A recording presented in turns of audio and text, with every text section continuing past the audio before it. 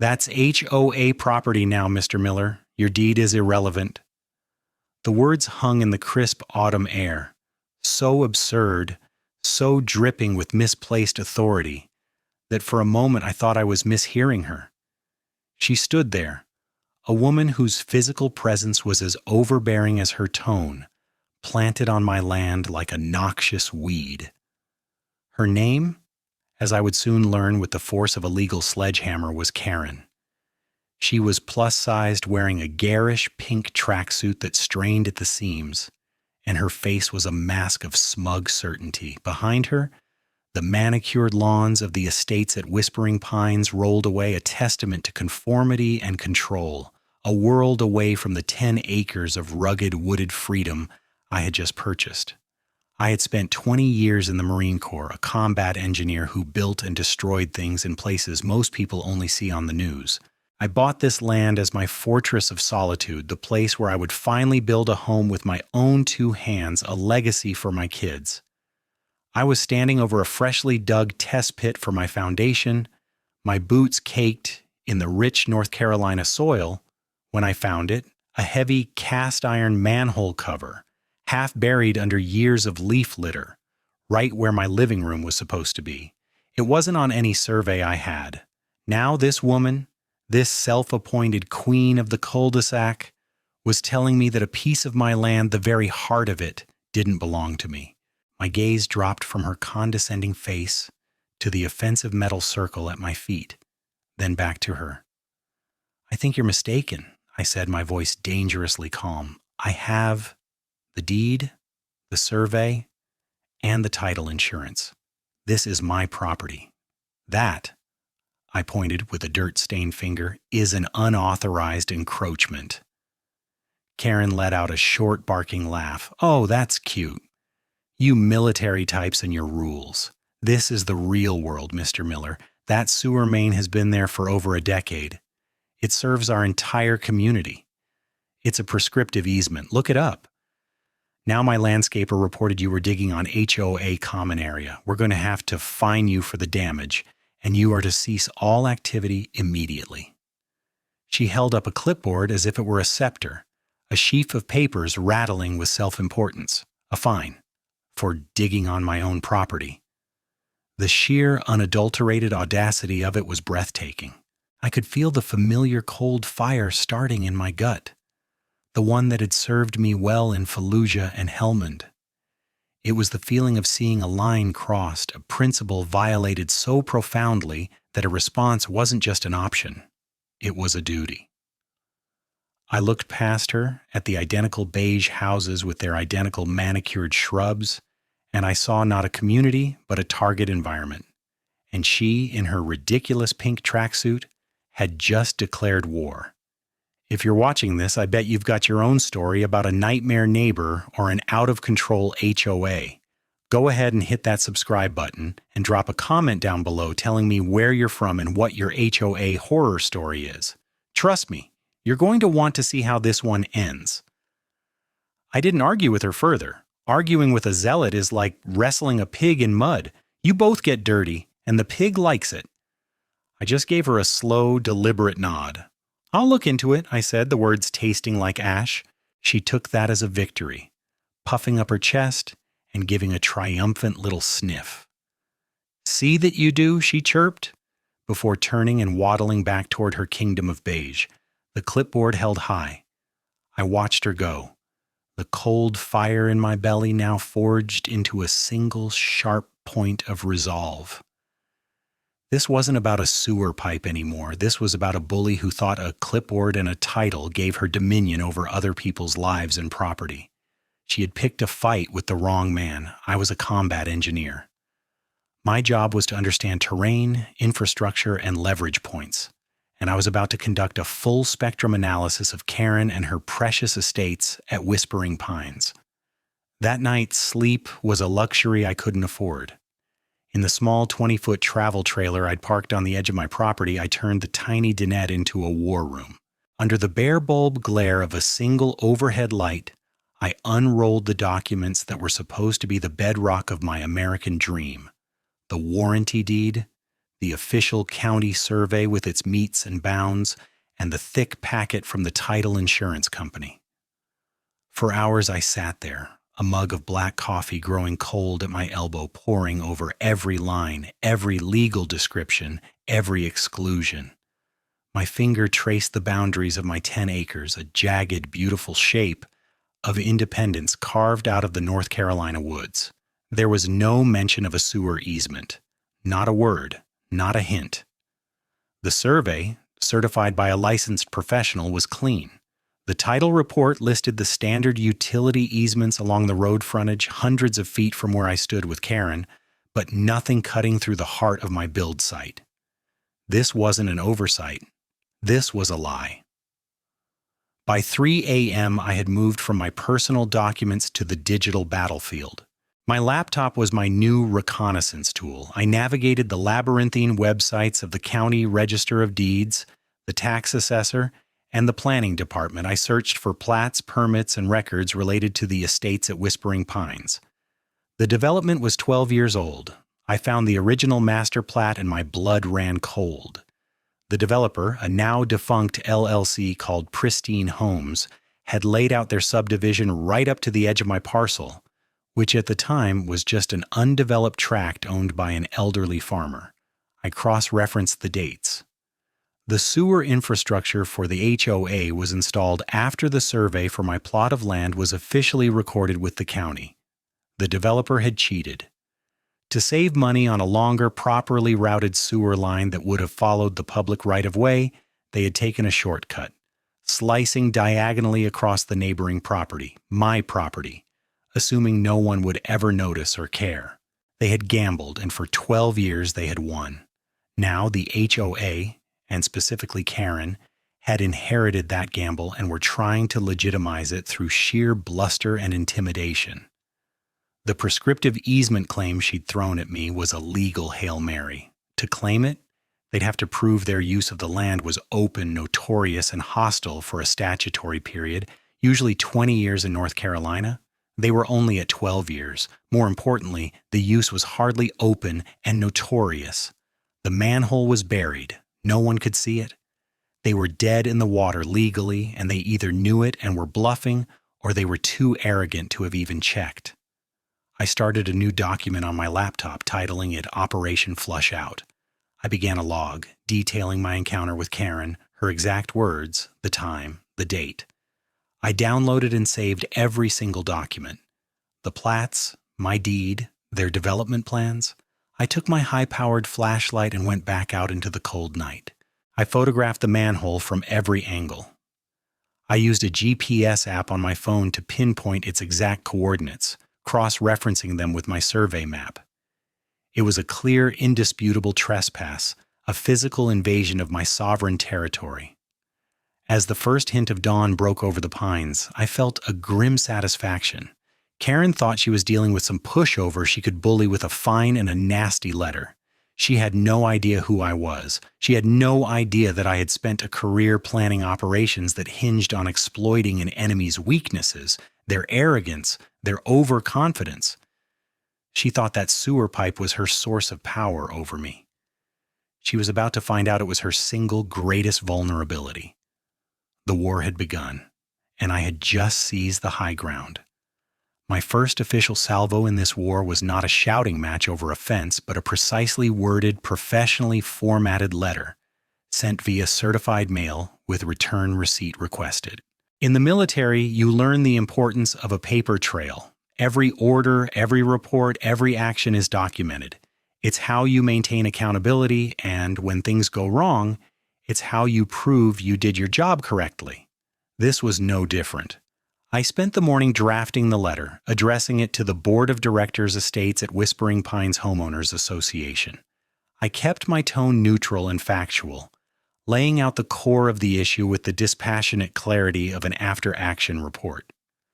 I stated that an unauthorized sewer main, a significant piece of infrastructure, had been discovered on my property, citing the parcel identification number and referencing my legally recorded deed and survey, copies of which I included as attachments.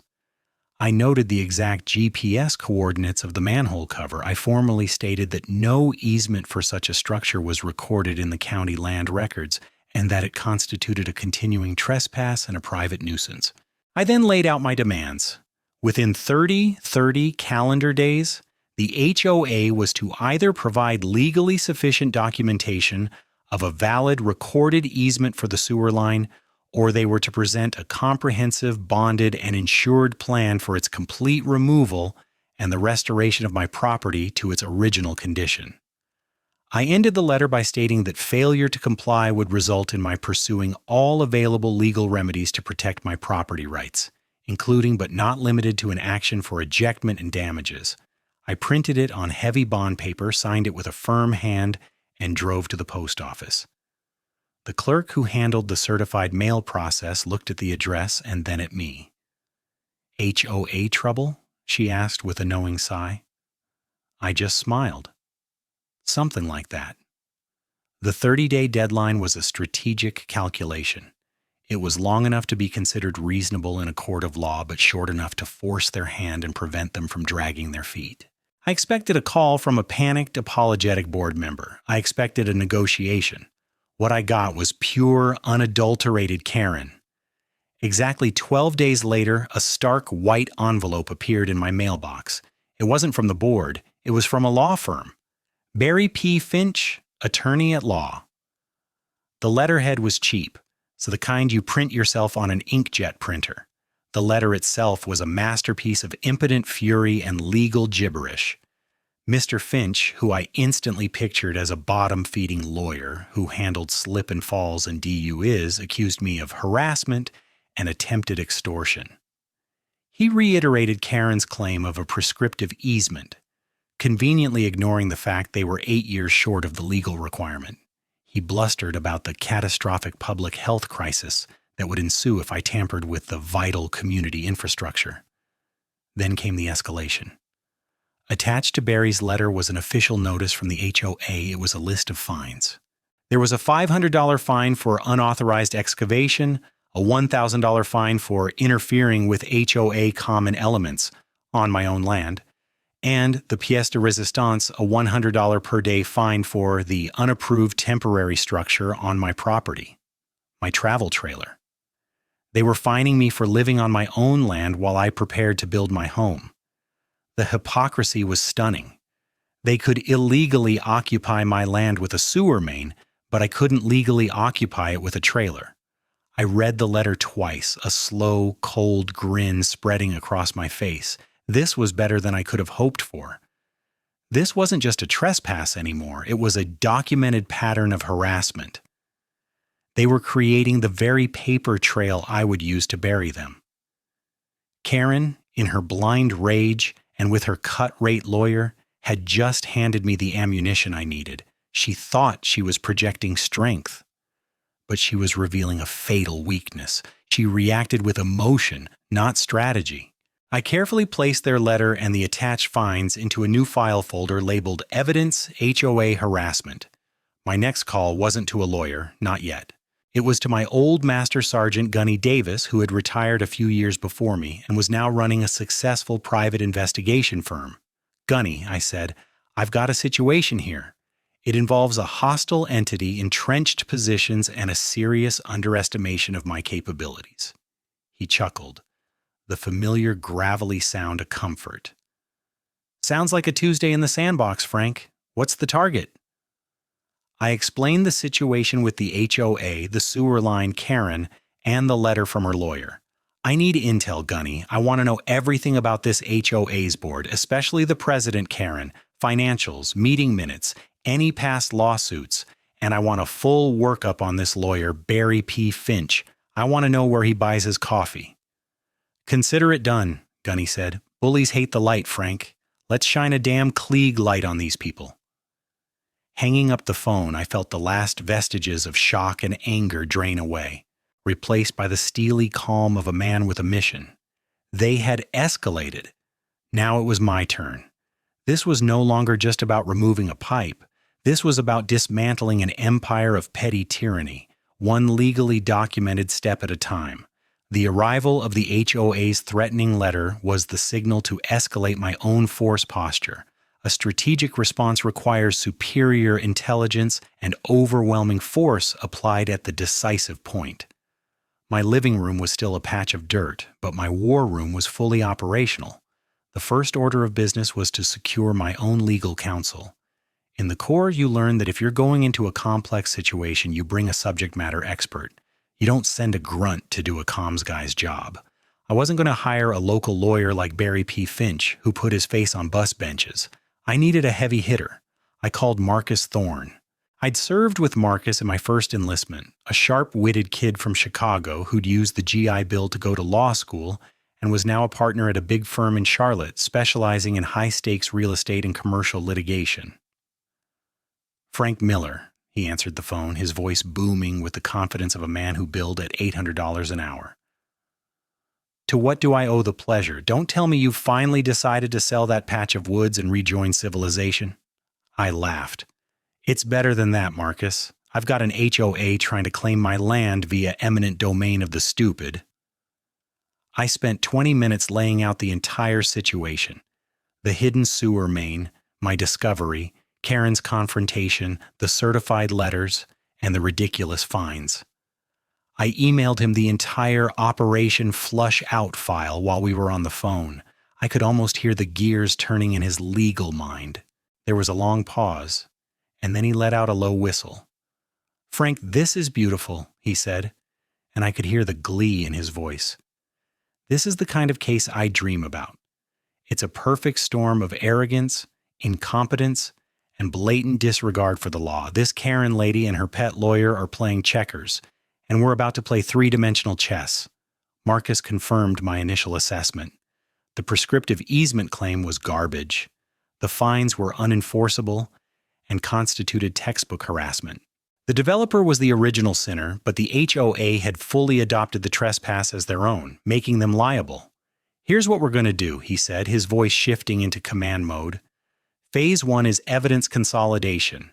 Their case is built on bluster. Ours will be built on irrefutable fact."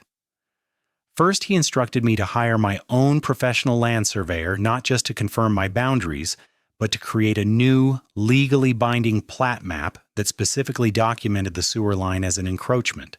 It would cost me a couple of $1,000s, but it would be an exhibit in court that a judge could not ignore. Second, I was to hire a subsurface utility engineering firm. These were the pros who use ground-penetrating radar and electromagnetic locating equipment to map underground infrastructure.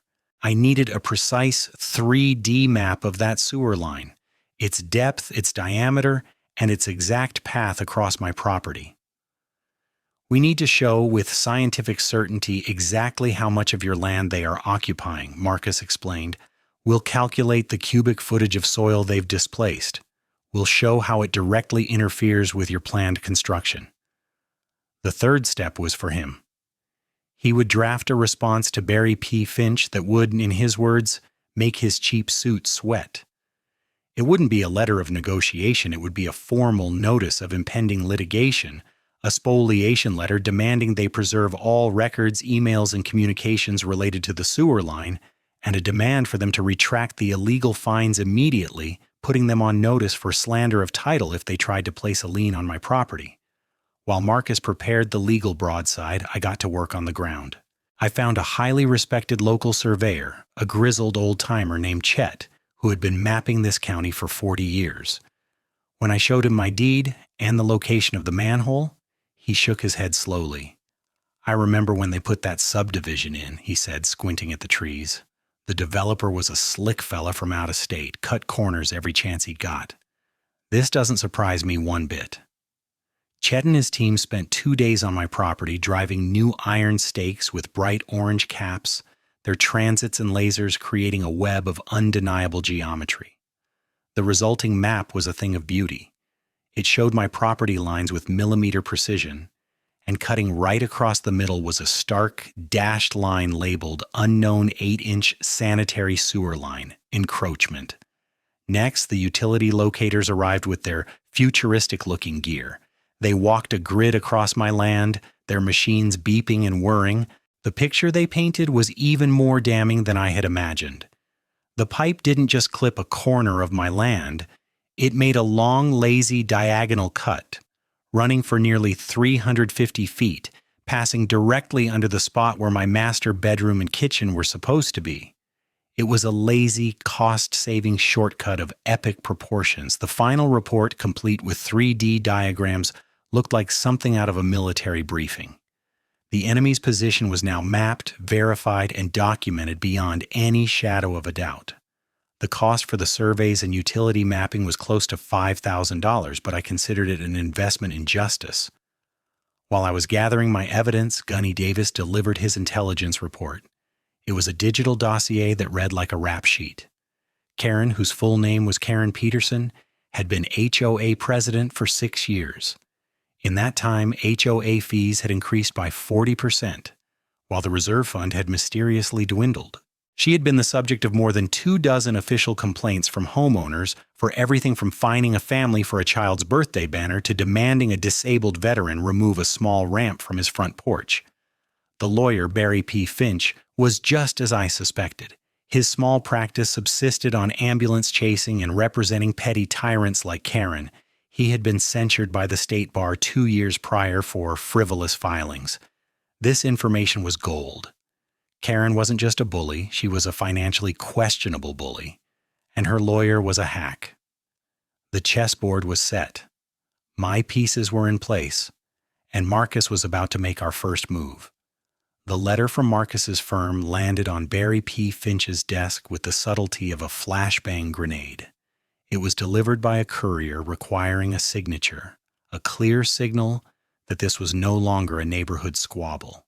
Marcus had CC'd the entire HOA board of directors at their home addresses, a move designed to bypass Karen and ensure every one of them understood the gravity of the situation they were now in.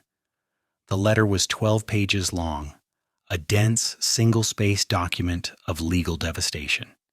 It systematically dismantled every one of their claims. It cited the specific North Carolina statutes on trespass, property rights, and the requirements for a prescriptive easement, demonstrating with case law why their claim was baseless. It included the brand new certified survey map from Chet, with the encroachment highlighted in bold red. It included the full report from the subsurface utility engineers, complete with the 3D renderings and calculations of the volume of my land they were illegally occupying. It formally demanded the immediate rescission of all fines, stating that any attempt to enforce them or place a lien on my property would be met with a lawsuit for slander of title, abuse of process, and damages under the state's debt collection laws. The final 2 pages were the real payload. Marcus put them on formal notice of litigation. He stated our intent to file a suit seeking an injunction for the removal of the sewer line, actual and punitive damages for the continuing trespass, and recovery of all legal and professional fees. The letter gave them one final opportunity to avoid this outcome: present a fully funded, insured, and county-approved plan for the rerouting of the sewer line around my property within 45 days. There was no offer to negotiate a price for an easement. That ship had sailed. The only acceptable outcome was removal. The effect was, as Marcus had predicted, immediate and profound. My phone rang 2 days later. It was an unfamiliar number. "Is this Mr. Miller?" a nervous male voice asked. "My name is George Franklin. I'm the treasurer on the Whispering Pines HOA board." His voice was quiet, almost conspiratorial. We received a letter from your attorney. Mr. Miller, I had no idea about any of this. Karen handles all the day-to-day operations. She just told us a new landowner was being difficult." I listened, saying nothing, letting him talk. "She never showed us your original letter," he continued, his voice tight with anxiety. "She just had Barry send that response. Most of us on the board were just volunteers. We have jobs, we trusted her. But this is serious. Your lawyer is talking about things that could bankrupt the association. We're having an emergency board meeting tonight." This was the crack in their armor I was hoping for. Karen's dictatorial style meant she likely kept the other board members in the dark.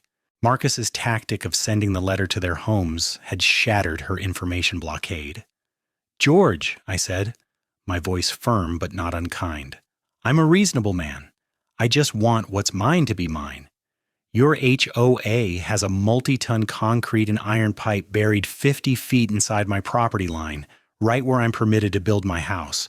I gave you a chance to handle this quietly. Your president chose to threaten me and fine me instead."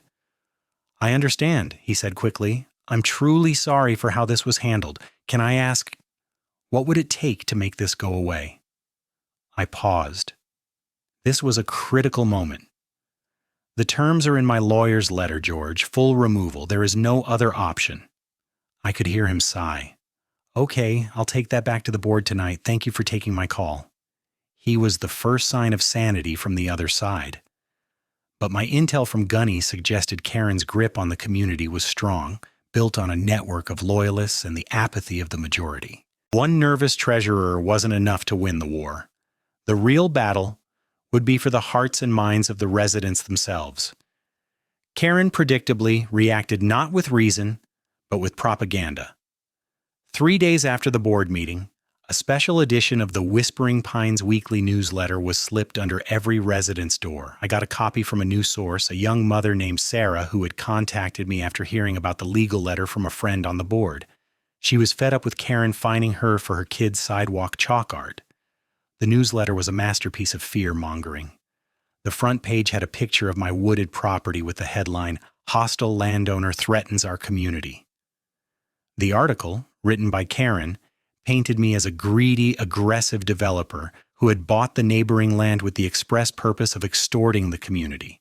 She claimed I was demanding millions of dollars and that my frivolous lawsuit threatened to bankrupt the HOA, which would lead to massive special assessments for every homeowner. She completely omitted the fact that the entire conflict was about a sewer line they had illegally placed on my land. She was controlling the narrative, and it was working. Sarah told me the neighborhood Facebook group was on fire. People were panicked, angry. Most of them were angry at me. "He's going to hold our toilets hostage," one person wrote. "Why should we have to pay because of some rich guy's property line dispute?" wrote another. Karen had turned me into the villain, but she made a critical mistake. In her diatribe, she mentioned the potential for a service interruption. She was trying to scare them, but she had just inadvertently admitted to her entire community that I, the hostile landowner, had some measure of control over their essential services. She thought it was a threat that would rally them against me. She had no idea it was the very idea that would form the basis of my next, much more direct phase of operations. While the community was in an uproar, I was moving my own pieces. The 45-day deadline for Marcus's letter was ticking. I knew they would miss it, and I knew what I was going to do when they did. The 45-day deadline passed in a flurry of angry emails from Barry Finch and sanctimonious newsletters from Karen. They offered a pittance, $5,000 for a permanent easement, which Marcus rejected with a one-sentence email. They were stalling, betting that I didn't have the stomach or the funds for a protracted legal battle. They were wrong. With the deadline officially expired, Marcus filed the lawsuit. The complaint was a public record, a detailed, multi-count indictment of the HOA's actions filed with the county superior court. But a lawsuit is a slow-moving siege. I was an engineer. I preferred a more direct approach. It was time to set the trap. My strategy was simple, elegant, and entirely legal. The sewer line was an object, a piece of personal property, theirs, that they had abandoned on my land. I had given them ample documented notice to remove their property.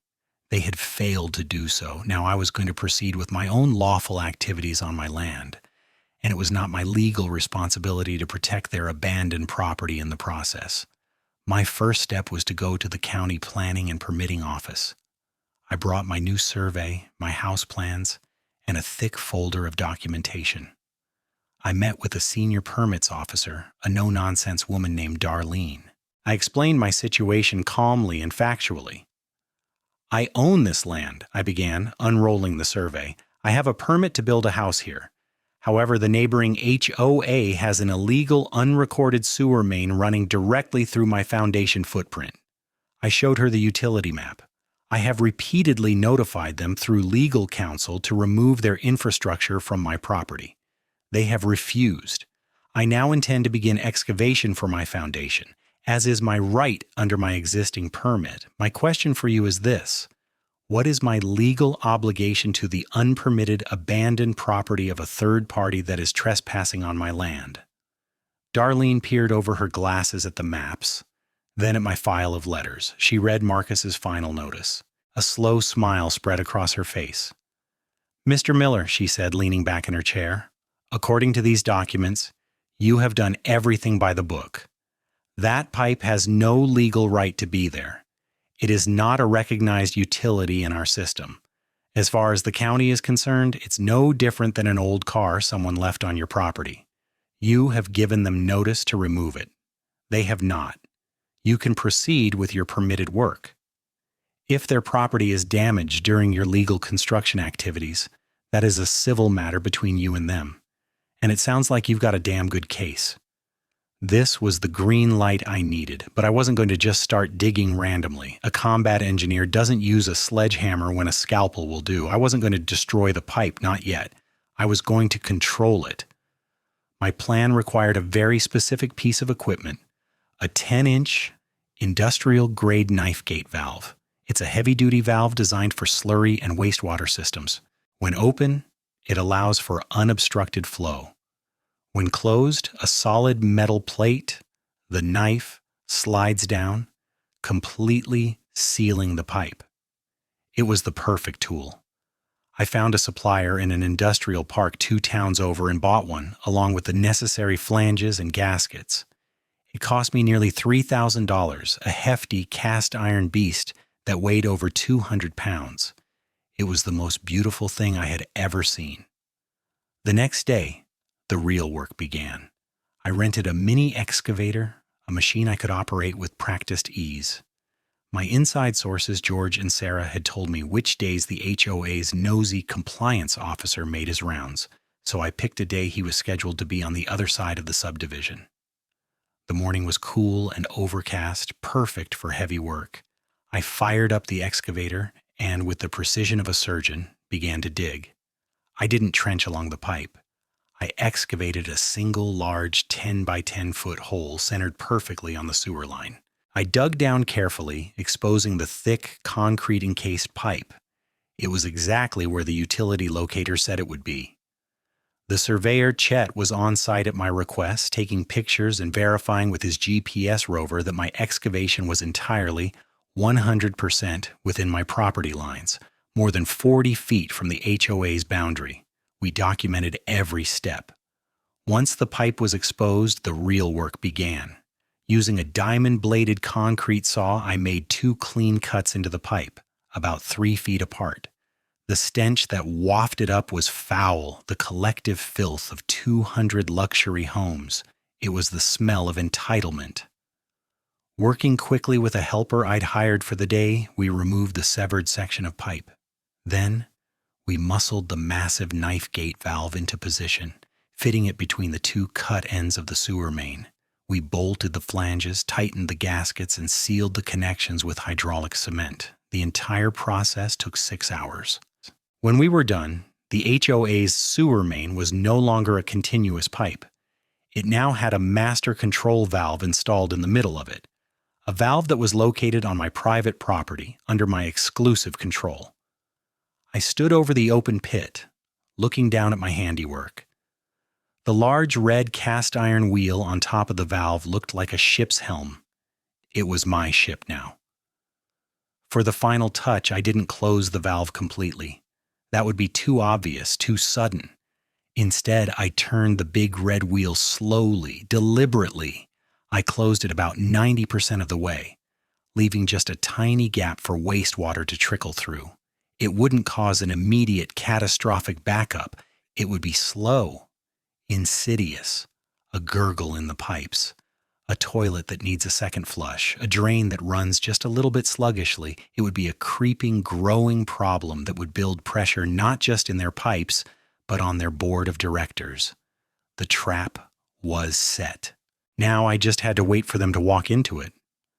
The first sign that the pressure was building came 2 days later. It wasn't a phone call or a letter, but a post on the neighborhood Facebook page, a copy of which Sarah promptly screenshotted and sent to me. "Is anyone else's water draining really slowly?" a resident named Brenda asked, "as my upstairs toilet is barely flushing." The comments started rolling in. "Yes! I thought my kids had clogged the drain again." "Our kitchen sink is gurgling. It's so weird. I called a plumber and he said there's nothing wrong with my house lines. He said it seems like a main line issue." The murmur was starting. By the next morning, the murmur had become a roar. The 10% flow I'd allowed was not nearly enough to handle the morning rush of showers, dishwashers, and flushing toilets from 200 homes. The system was backing up. Not enough to cause overflows, not yet, but enough to render the plumbing in the estates at Whispering Pines largely dysfunctional. The panicked calls to the HOA office must have been overwhelming. Around 11 a.m., I saw Karen's minivan screech to a halt at the edge of my property. She got out, her face a thundercloud of purple rage, and stomped over to my fence line. I was sitting in a lawn chair by my trailer, drinking a cup of coffee, waiting for her. "Miller!" she screeched, her voice cracking. "What did you do? Our plumbers say the blockage is somewhere over here. You've sabotaged our sewer system." I took a slow sip of my coffee. "Karen," I said, my voice calm and even, "I have no idea what you're talking about. I've just been doing some legally permitted excavation work on my own property. You can see the permit right there on the post." I pointed to the bright Orange County permit I had laminated and zip-tied to a fence post. "As for your sewer system," I continued, "that's your responsibility. Maybe you should have maintained it better." Her eyes bulged. She was sputtering, unable to form a coherent sentence. You... I know you did this. I'm calling the sheriff." "Please do," I said, taking another sip. "I'm sure they'd be very interested to see my deed, my survey, and my permit. Perhaps you can show them your deed for my land while you're at it." She let out a frustrated scream, got back in her minivan, and peeled out, spraying gravel. An hour later, 2 county sheriff's deputies rolled up my long driveway. They were both young, professional, and looked like they'd rather be anywhere else. I met them at the edge of the excavation pit. "Good morning, officers. How can I help you?" The senior deputy, whose name tag read Harrison, took off his sunglasses. "Sir, we received a call from a Ms. Karen Peterson, alleging that you have deliberately damaged the sewer line serving the neighboring community." I nodded. "I expected this call. Let me show you a few things." I led them to the fence post and had them examine the permit. Then I unrolled my certified survey map on the hood of their patrol car, showing them the property lines. Finally, I showed them the thick binder containing all my correspondence, my initial certified letter, the threatening response from Barry Finch, the illegal fines, and the final notice from my lawyer, Marcus. "As you can see, officers," I explained, "the HOA installed this pipe on my land illegally. I have given them months of notice to remove their abandoned property. They refused. I am now proceeding with construction on my home, as is my right. I have excavated this hole entirely on my land as part of my foundation prep." "And the valve?" Deputy Harrison asked, gesturing toward the pit where the big red wheel was clearly visible. "Ah, the valve," I said. "When my excavator uncovered this pipe, I found it to be in a state of disrepair. I was concerned it might rupture and contaminate my property. So, as a temporary measure to control the flow and prevent a hazardous spill while I work, I installed a shutoff valve. It's a safety precaution." I delivered the line with a perfectly straight face. The younger deputy coughed, trying to hide a smile. Deputy Harrison looked from the paperwork to the pit, then back to me. He understood the situation perfectly. "So, the valve is on your property?" "Yes, sir, verified by a licensed surveyor, well, within my boundaries." He sighed and put his sunglasses back on. "Ma'am," he said, turning to Karen, who had been watching from her minivan and had now scurried over, "this is a civil matter. Mr. Miller appears to be within his rights on his own property. We have no authority here. You need to talk to your lawyer." Karen's face went from purple to a pale, blotchy white. "What do you mean? He's holding our community hostage. Arrest him." For what? Harrison asked flatly. Improving his land? As far as we can see, no laws have been broken here. This is a property dispute. You need to resolve it in court. He tipped his hat to me. Have a good day, Mr. Miller. Try to stay out of trouble. The deputies got back in their car and drove away, leaving me and Karen standing in a cloud of dust and impotent rage. She stared at me, her mouth opening and closing like a fish. For the first time, the mask of smug certainty was gone, replaced by a flicker of genuine fear. She had no authority here. Her clipboard was useless. Her pet lawyer was useless. Her power was an illusion, and I had just shattered it. Before she could say another word, I pulled a professionally printed sign out of my truck. It was a 3x4-foot piece of aluminum. I walked over to my fence, right by the road, and bolted it on, so it was clearly visible to anyone driving into the estates at Whispering Pines. It read, Private Property Sewage Flow Control Point. For service inquiries, please contact your HOA Board of Directors. All work on this system requires landowners' written consent. Trespassers will be prosecuted. Karen read the sign, her face contorting. She knew she was beaten. She got in her van and drove away, not with a screech of tires, but slowly, like a defeated general retreating from a battle she could not win. The direct assault had failed. The siege was about to begin. The sign was the public declaration of my victory. It was also the spark that lit the fuse of rebellion within the HOA. For the next 24 hours, the situation in the estates at Whispering Pines devolved from inconvenience to full-blown crisis. The slow drains and gurgling toilets gave way to actual backups. Wastewater started seeping into the bathtubs of the lowest-lying homes. The faint odor of sewage began to hang in the air around the subdivision's storm drains.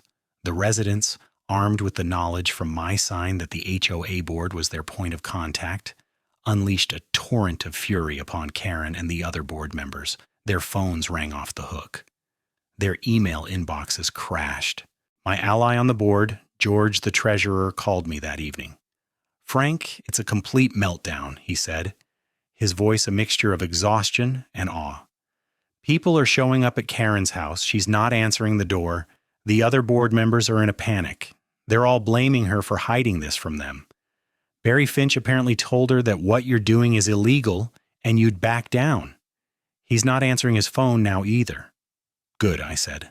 Let the pressure build. They have a choice to make, George. The HOA called an emergency meeting with a plumbing and excavation company. The company's owner, a burly man named Mac, came out and took one look at my sign, the pit, and the valve. He spoke to me briefly. Is that your land, sir? It is. Is that your valve? It is. He nodded, then went back to the frantic huddle of board members standing on the road. I couldn't hear his exact words, but his gestures were clear. He pointed at my sign, pointed at the ground on his side of the property line, then made a big shrugging motion. He got in his truck and left. George called me a few minutes later. Mac told them he can't touch anything on your land without your written permission, or he'll be liable for trespassing and damages. He said the only solution is to reroute the entire main line around your property. He gave them a ballpark estimate. Frank, he said it could be upwards of $250,000. $250,000. The number hung in the air. That was the price of the developer's shortcut. That was the price of Karen's arrogance. The HOA's reserve fund, which Gunny's report indicated was already depleted, wouldn't even cover a fraction of that. The only way to pay for it would be a massive special assessment, a one-time charge levied on every single homeowner. Suddenly, Karen's propaganda about me bankrupting the community was about to become a self-fulfilling prophecy, with her as the sole author of their misfortune. This was the moment Marcus had been waiting for. The next morning he made the call, not to Barry Finch, the worthless hack, but directly to George, in his official capacity as HOA treasurer. I was patched in on the conference call, listening silently. Mr. Franklin, Marcus began, his voice smooth as silk but with an undercurrent of steel. My client, Mr. Miller, has been forced to take measures to secure his property against your association's ongoing trespass. This has, unfortunately, resulted in a service interruption for your residents. We are prepared to offer a temporary solution while you arrange for the permanent removal of your pipeline. George sounded desperate. Yes, please, anything. What is it? It's simple, Marcus said. Mr. Miller is willing to enter into a temporary emergency access and flowage agreement. He will open the valve to allow for full, unrestricted flow, restoring service to your community. In exchange, the HOA will agree to 3 conditions. There was a pause. What are they? George asked tentatively. 1. Nya, Marcus stated. The HOA will immediately sign a legally binding contract to commence work on a full rerouting of the sewer main around Mr. Miller's property, to be completed by a licensed and bonded contractor within 90 days. All costs to be borne by the HOA. 2, he continued, the HOA will pay a retroactive trespass and land use fee for the 12 years of illegal occupation of Mr. Miller's property. We have calculated this fee based on commercial easement rates compounded annually. The total is $144,000. I could hear George gasp on the other end of the line. And 3, Marcus said, delivering the killing blow. Until the new sewer line is certified as operational, the HOA will pay a daily flowage fee for the use of Mr. Miller's land and private infrastructure, that being the valve. The fee is $100 per day per household. With 200 homes in your association, that comes to $20,000 per day, billed weekly, payable in advance in $20,000 a day. It was an absolutely audacious, outrageously high number. It was designed not just to compensate me, but to be a ticking bomb under the HOA, ensuring they had every incentive to get the rerouting work done as quickly as humanly possible. That's impossible, George stammered. We don't have that kind of money. That's extortion. No, Mr. Franklin, Marcus corrected him smoothly. Extortion is when you unlawfully demand money. This is a business negotiation. My client has something you desperately need, access through his property. He is willing to sell you that access on a temporary basis. The price is the price. Alternatively, you can leave the valve as it is. The choice is yours. You have 24 hours to accept the terms. If we do not have a signed agreement by noon tomorrow, the valve will be closed to 100%, and my client will proceed with pouring the concrete for his foundation, permanently encasing your abandoned pipe. You have my email. And with that, Marcus hung up. I sat in my trailer, the silence buzzing in my ears. The trap hadn't just been sprung. I had just handed them the bill for the damages. Now it was up to the community to decide who was going to pay it. The 24-hour deadline and the $20,000 a day demand sent a shockwave through the estates at Whispering Pines. The emergency HOA town hall meeting was scheduled for that very night in the community clubhouse. It was the moment the community would have to confront the consequences of Karen's reign. Sarah, my source on the inside, promised to record the entire thing on her phone. George, now the de facto leader of the panicked board, would be presenting our terms. I remained on my property, a silent sentinel, my travel trailer lit by a single porch light, the dark mass of the excavator standing guard over the pit. I was content to let the drama unfold without my presence. My part was played. The consequences were now theirs to manage. According to the recording Sarah sent me later that night, the scene inside the clubhouse was pure chaos. The room was packed with over 100 angry, scared homeowners. George stood at a flimsy lectern at the front, his face pale, trying to explain the situation over the cacophony. Karen was there, sitting in the front row, attempting to maintain an air of defiant authority, but her face was ashen. George laid it all out. The illegal pipe, the ignored warnings, my legal right to do what I was doing, and finally the terms of my lawyer's offer. When he announced the retroactive fee of $144,000 and the daily charge of $20,000, a collective gasp sucked the air out of the room. It was followed by an explosion of shouting. People were yelling at George, at the board, at each other. Then a man in the back stood up. "Wait a minute," he shouted, his voice cutting through the noise. "George, you said Karen knew about this for months? You said she got letters?" The entire room went quiet, all eyes turning to Karen. George, looking exhausted, simply nodded. That's correct. The board was not made aware of the initial legal notices. Karen shot to her feet. He was trying to extort us. I was protecting the community from a predator, she shrieked, her voice shrill with desperation. That's when Sarah's friend, another woman who had clashed with Karen, stood up. Protecting us? Or protecting yourself, Karen? You told us at the last meeting that the reserve fund was low because of unforeseen landscaping costs. But the landscapers told my husband they haven't been paid for 2 months. Where did that money go, Karen? This was the moment. The accusation hung in the air, thick and heavy. Gunny's intelligence report had hinted at financial irregularities, and now it was bursting into the open. The focus of the room's anger shifted instantly, like a spotlight, from the abstract problem of the sewer line to the concrete target of Karen herself. Yeah, Karen, where's the money? Someone yelled from the side. Our fees went up 40% and the pool still has cracked tiles, another shouted. The dam of her authority, already cracked, burst completely.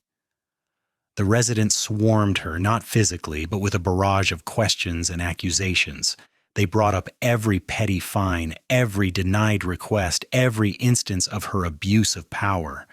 It was a public reckoning, a complete and total repudiation of her tyranny.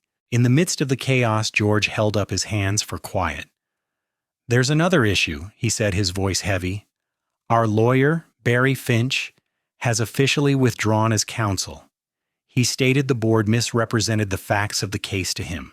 We are currently without legal representation. The final pillar of Karen's power structure had crumbled. Her pet lawyer had abandoned her. The crowd's anger turned to cold fury. A motion was made from the floor to immediately remove Karen Peterson as president of the HOA. A second motion was made to remove her from the board entirely. The vote was nearly unanimous. She was stripped of her title and her power in a humiliating public spectacle. Right there in the room, she had ruled like a fiefdom. Then George did something I didn't expect. He put the motion to accept my terms to a vote. Look, he said, his voice pleading, it's a terrible deal. It's a bitter pill to swallow, but every day we wait, it costs us another $20,000, and our homes become more unlivable. We have to stop the bleeding. We have to get the water flowing. We can sort out how to pay for it later. We can and we will conduct a full forensic audit of the association's finances. The vote to accept my terms passed 98-5. The residents, faced with a choice between financial pain and literal sewage in their tubs, chose the former. They chose to solve the problem. The final motion of the night was the most satisfying. A homeowner who was a CPA by trade made a motion to immediately freeze all HOA accounts and engage an independent auditor to investigate the missing funds and to turn over any evidence of malfeasance to the police. Karen, who had been sitting silently through her own defenestration, seemed to shrink in her chair. The meeting ended with her being a pariah in her own community. The next morning, George called me. The board has approved the agreement, he said, his voice weary but firm. My lawyer is reviewing it and will be sending over the signed contract this morning. He paused. And Frank, I'm sorry. We're going to make this right, and we're going to clean our own house. Later that day, I saw a police car pull up, not to my property, but to Karen's house down the street. An officer knocked on her door. The investigation into her financial dealings had officially begun. My war wasn't just about a pipe anymore. I had inadvertently become a liberator. The flow of sewage was about to be restored to the estates at Whispering Pines, but the flow of power had been permanently rerouted. With the signed agreement in my hands, a legally binding contract that guaranteed my every demand, I walked out to the pit on my property. The big red wheel of the knife gate valve was waiting. It had been my weapon, my leverage point, the physical manifestation of my entire strategy. Now it was time to use it as a tool of peace, a very, very expensive piece. I grabbed the wheel with both hands and began to turn it counterclockwise this time. It was stiff, but it moved, and with each turn I could hear the faint sound of rushing liquid below. I opened it all the way, a 100% unobstructed flow. Somewhere, a few hundred yards away in the estates at Whispering Pines, toilets were suddenly flushing with vigor, drains were clearing, and a collective sigh of relief was likely being breathed by 200 families. The immediate crisis was over. The financial crisis for them was just beginning. The new HOA board, with George now acting as interim president, moved with surprising speed. They were motivated by the ticking clock of the $20,000 daily fee. Within a week, they had contracted with Mac, the excavator who had refused to trespass on my land. A team of surveyors was on site plotting a new legal route for the sewer main, a route that ran entirely along the HOA's common areas and public rights-of-way. It was a longer, more complex path, the one the original developer had been too cheap to take.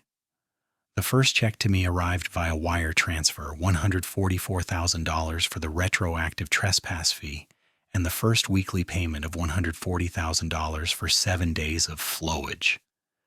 Seeing that money hit my bank account was a moment of dark, profound satisfaction. It wasn't about getting rich. It was about accountability. It was the price of arrogance converted into cold, hard cash. I immediately used a portion of it to pay off the entire remaining balance on my land. The 10 acres were now mine, free and clear. The rest was earmarked for the construction of my house. The HOA's malfeasance was literally going to build my dream home. The construction on the new sewer line was a massive undertaking. For weeks, my quiet woods were filled with the distant sounds of heavy machinery, backhoes, trenchers, and dump trucks as they carved a new path for the community's waste. The residents of Whispering Pines had to endure the noise and the torn-up landscaping, a constant reminder of the cost of their former president's hubris. They began calling the special assessment that was inevitably levied upon them the Karen tax. It was a bitter pill, but as Sarah and George told me, the mood in the community had shifted. The anger towards me had evaporated, replaced by a grim acceptance of their situation and a shared focus on cleaning up the mess. The forensic audit of the HOA's finances revealed what Gunny's report had hinted at. Karen had been systematically embezzling funds for years, disguising personal expenses, vacations, shopping sprees, car payments as HOA expenditures. The landscaping fund was her personal slush fund. The total amount was well into 6 figures. Armed with the auditor's report, the district attorney filed formal charges against her for multiple counts of felony embezzlement. Her public humiliation was now a legal crucifixion. Stripped of her power, facing financial ruin from the HOA's civil suit to claw back the money and a likely prison sentence from the criminal charges, Karen became a ghost in her own neighborhood. Her house went up for sale a month later. While the HOA was dealing with its internal drama, my own property was a hive of peaceful, productive activity. With the ground cleared of any legal or physical encumbrances, my contractors got to work. Footers were dug, concrete was poured, and the skeleton of my house began to rise against the backdrop of the tall pines. I was there every day, often with a tool belt on, working alongside the crew. This was my dream, and I wanted to build it with my own hands. The 90-day deadline for the new sewer line was met with 2 days to spare. Mac's crew did a professional job. The new line was inspected by the county, certified, and brought online. The old pipe, still running through my property, but now dry and disconnected, was filled with concrete slurry and permanently abandoned in place. On the day the new system was certified, George came to my property to deliver the final payment. He handed me the check, and I handed him a signed document formally releasing all claims and acknowledging the resolution of the dispute. We stood there for a moment on what would soon be my front porch. "You know," George said, looking out at the woods, "in a strange way, you did us a favor, Frank. You exposed a cancer in our community that we were too apathetic to see. It's been painful and expensive, but we're better for it now. We're actually a community." I nodded, understanding what he meant. "Sometimes," I said, "a system has to be completely flushed before it can work properly." George laughed, a genuine, hearty laugh. "I'll say." "Well, neighbor, I hope we can start over. He extended his hand. I shook it firmly. I'd like that, George. The war was over. The victory was total. I had defended my property, held a tyrant accountable, liberated a community, and funded my future. The cost had been high, but not for me. It was a lesson paid for by the residents of the estates at Whispering Pines, a lesson in the high price of unchecked power and the simple, unassailable truth of a property line. Months turned into a year. The raw skeleton of my house transformed into a home. The drywall went up, floors were laid, and the scent of fresh paint replaced the smell of sawdust. I built a wide covered porch that wrapped around two sides of the house with a perfect view of the woods where I had first confronted Karen. I'd sit out there in the mornings, coffee in hand, listening to the birds, feeling a sense of peace that I'd been chasing for 20 years.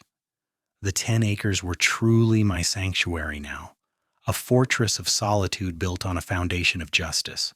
The estates at Whispering Pines had changed too. Under George's steady, transparent leadership, the HOA became what it was supposed to be, a boring, functional entity that handled landscaping contracts and sent out polite reminders about trash cans. The Karen tax had been a painful shock to their systems, but it had also been a unifying event. They had weathered it together. The community Facebook page, once a hotbed of suspicion and anger directed at me, was now filled with pictures of neighborhood cookouts and announcements for a community garden project. They had taken back their neighborhood. I rarely interacted with them, valuing my privacy, but the animosity was gone, replaced by a quiet, respectful distance. One afternoon, while I was installing a new mailbox at the end of my long driveway, a car slowed down and pulled over. It was Sarah, the young mother who had been one of my first allies. Her kids were in the back seat. "It looks amazing, Frank," she said, gesturing to the house, visible up the hill. "I just wanted to say thank you again. You didn't have to be as decent about it as you were in the end." "You guys did the hard part," I replied. "You held your own leadership accountable." She smiled. "We learned our lesson. George is doing a great job. Oh, I thought you might want to know. Karen's sentencing was last week. She got 3 years. She has to pay full restitution too." 3 years? It wasn't a life sentence, but it was real. It was a concrete consequence for the years of petty tyranny and theft. Her name was now a cautionary tale in the neighborhood, a synonym for arrogance and abuse of power. We chatted for a few more minutes before she drove off, waving. A few weeks before Christmas, I found a large gift basket on my porch. It was filled with local cheeses, a bottle of wine, and baked goods. Attached was a card. It read, "Frank, a small token of our appreciation for being the neighbor we didn't know we needed. Welcome to the neighborhood for real this time." It was signed by George, Sarah, and about 30 other families from the estates at Whispering Pines. It was a gesture that meant more than all the settlement money combined. It was an acknowledgement, a peace treaty, an acceptance. My final victory wasn't financial, and it wasn't legal. It was moral. I had faced down a bully, not by stooping to her level, but by using the tools of law, reason, and strategic pressure. I had fought for my property, but in doing so had restored a measure of order and fairness to the world around me.